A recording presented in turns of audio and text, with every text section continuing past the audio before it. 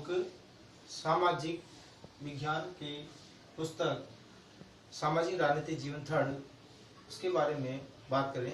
अध्याय फर्स्ट, भारतीय संविधान। भारतीय संविधान का अर्थ क्या है?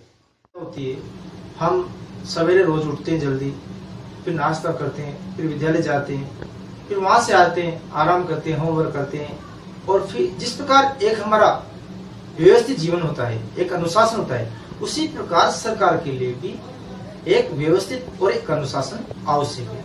जिस प्रकार किसी देश की सरकार को चलाने के लिए जो नियम और कानून होते हैं, नियम और कानून का जो संग्रह होता है, उसे संविधान कहते हैं। हमारे संविधान का निर्माण या रचना करने वाले हमारे डॉक्टर भीमराव अम्बेडकर, जिन्होंने हमारे देश का संविधान बनाया, इस संविधान को बनने में 2 वर्ष 11 माह 18 दिन लगे। अब बच्चों, अब संविधान के हम प्रकार पढ़ेंगे। संविधान कितने प्रकार के होते हैं? संविधान 2 प्रकार के होते हैं, लिखित और अलिखित। लिखित वो संविधान होता है जो लिखित रूप से होता है, जिस प्रकार संयुक्त राज्य अमेरिका का और भारत का संविधान। और अलिखित जो परंपराओं पर आधारित होता है, जैसे ब्रिटेन का संविधान।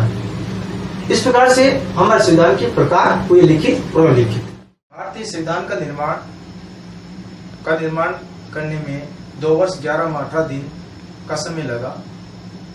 इसके जनक डॉक्टर भीमराव अम्बेडकर है, जिन्होंने हमारे देश का संविधान की रचना की। 1922 में हमारे महात्मा गांधी ने कहा था कि यहाँ का राजनीतिक भविष्य यहाँ की जनता तय करेगी। तो उस समय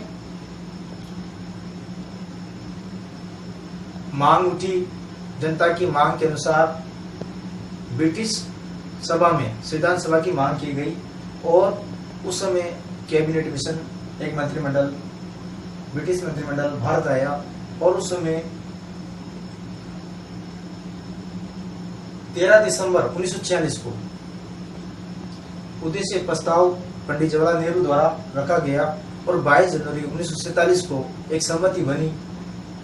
उस सहमति में फैसला हुआ कि संविधान सभा की स्थायी समिति का अध्यक्ष डॉक्टर राजेंद्र प्रसाद होंगे, और अस्थायी समिति के अध्यक्ष सच्चिदानंद सिन्हा होंगे, और संविधान समिति की पार्व समिति का अध्यक्ष डॉक्टर भीमराव अम्बेडकर होंगे। इसके बाद 26 नवंबर 1949 को वो दिन हमारे देश का संविधान स्वीकृत हुआ, और 26 जनवरी 1950 को हमारे देश का संविधान लागू हुआ, और 26 नवंबर को पूरे भारत में संविधान दिवस के रूप में मनाया जाता है। धन्यवाद। बच्चों, हम बात कर रहे हैं चौथा बिंदु, भारतीय संविधान की आवश्यकता क्यों है। इसके लिए किसी भी देश की सरकार को चलाने के लिए जो नियम, जो कानून होते हैं, और नियमों कानून का जो संग्रह होता है, वो हमारे देश का संविधान कहलाता है। किसी भी सरकार को चलाने के लिए नियम और कानून की आवश्यकता होती है। बिना नियम और कानूनों के, बिना संविधान के किसी देश की सरकार को नहीं चला जा सकता।